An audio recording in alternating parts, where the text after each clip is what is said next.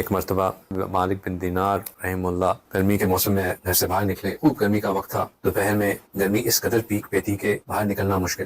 کسی مجبوری کے تحت ان کو گھر سے باہر نکلنا پڑا. باہر آئے تو کیا دیکھتے ہیں کہ ایک نوجوان ہے لیکن دونوں ٹانگوں سے معذور ہے. وہ اپنے ہاتھوں سے اور اپنی سیرین کے بل گھسٹتا گھسٹتا آگے بڑھ رہا ہے. ساری بات ہے گرم گرم ترک ہوگی اس کے اوپر وہ چل رہا ہے. آپ اس کے قریب ہوئے اور سلام کیا اور کہا کہ اس گرمی کی شدت میں تم پسینے پسینے ہوئے ہو, چہرہ سرخ ہوا ہوا ہے, کہاں جا رہے ہو؟ تو اس نے کہا کہ میں نے نیت کی ہے کہ میں اگر اللہ سعادت دے تو اس سال حج کروں گا, میں مکہ مکرمہ کی طرف جا رہا ہوں. تو حضرت نے فرمایا کہ چلو بہت اچھی نیت ہے لیکن شدید گرمی کا موسم ہے, تم کچھ دیر آ کے میرے گھر آرام کر لو, پھر تو اسی طرح گرمی سہل جائے کم ہو جائے تو تم پھر نکل جانا.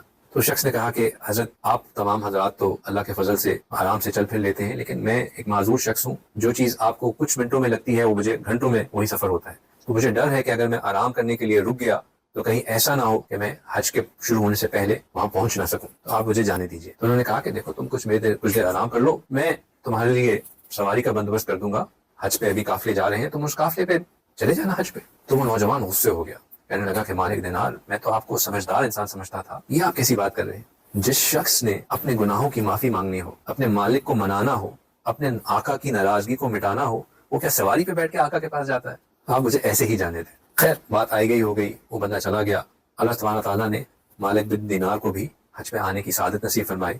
وہ بھی حج پہ پہنچے. اللہ سبحانہ تعالیٰ نے تمام جو حج کے ارکان تھے ان کو خیریت سے مکمل کرنے کی توفیق عطا فرمائی. عرفات کیا, مصدلفہ کیا, منی آئے. ابھی شیطان کو کنکریاں مار کے نکل ہی رہے تھے کہ دیکھا کہ وہاں پہ ایک ہجوم جمع ہوا ہے اور بہت سے لوگ کسی چیز کو دیکھ رہے ہیں حیرت کے ساتھ. تو وہ بھی آگے بڑھے, ہٹایا لوگوں کو کہ میں بھی دیکھوں کیا ہے. تو دیکھتے ہیں کہ وہی نوجوان, معذور نوجوان, احرام پہنا ہوا ہے اور ہاتھ میں کنکریاں لے کے اللہ سے خوب گڑگڑا گڑگڑا کے دعائیں مانگ رہا ہے. اور کیا دعائیں مانگ رہا ہے؟ کہہ رہا ہے کہ یا اللہ آپ کے بندے تو پاؤں سے چل کر آپ کے گھر کا دیدار کرنے آتے ہیں, میں وہ گناہگار بندہ ہوں جو گھسٹ گھسٹ کے آپ کے گھر کی طرف پہنچا. میں نے آپ کے گھر کا طواف بھی کیا, مقام عرفات میں بھی پہنچا, مزدلفہ میں بھی پہنچا, اور یا اللہ اب آپ کے کرم سے ایک شیطان کو کنکریاں بھی مار لیں اور اپنی نفرت کا اظہار بھی کر دیا. یا اللہ اب قربانی کا وقت ہے. یہ تمام لوگ صاحب استعداد لوگ ہیں, یہ اب جانور قربان کریں گے.